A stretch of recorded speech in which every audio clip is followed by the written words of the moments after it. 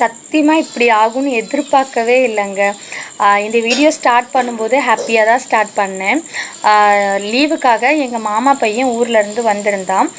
என் பசங்க கூட தான் அவனும் ஸ்கூலில் ஒன்றா படிக்கிறான். 2 நாள் லீவ் முடிஞ்சிருச்சு, நாளைக்கு ஸ்கூல் இல்லைங்களா, ஸோ நானே கொண்டு போய் விட்டுட்டு வரேன் அப்படின்னு என்னோடய ஸ்கூட்டி தான் நான் வந்து எடுத்துகிட்டு போயிருந்தேன்.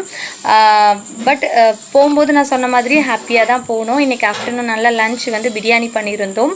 ஸோ நல்லா சாப்பிட்டுட்டு ஈவினிங் ஃப்ரெஷ் ஆகிட்டு அவனை கொண்டு போய் விடுறதுக்காக கிளம்பி போயிருந்தேன். அவனை விட்டுட்டு திருப்பி ரிட்டன் வந்து வண்டியை ஸ்டார்ட் பண்ணும் பொழுது அந்த கீ வந்து லாக் ஆகிடுச்சு. பக்கத்தில் இருக்கிறவங்களையும் கூப்பிட்டு ட்ரை பண்ணி பார்த்தோம், முடியல. அதுக்கப்புறம் குலசையில் ஆட்டோ ஸ்டாண்ட் பக்கத்தில் தான் வண்டி நிறுத்தியிருந்தேன்.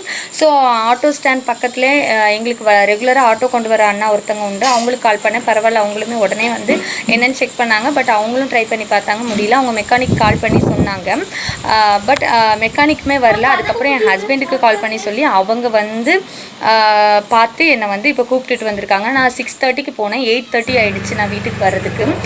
ஸோ நான் என்ன சொல்ல வரேன் அப்படின்னா, லேடிஸ் ஓட்டுற வண்டி வந்து எப்போதுமே கண்டிஷனாக இருக்கணும்.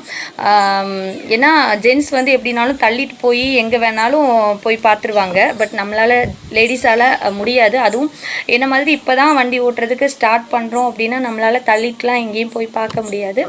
ஸோ எப்போதுமே நீங்கள் வந்து வண்டியை செக் பண்ணி ஃபஸ்ட்டே வண்டி செக் பண்ணி எடுங்க.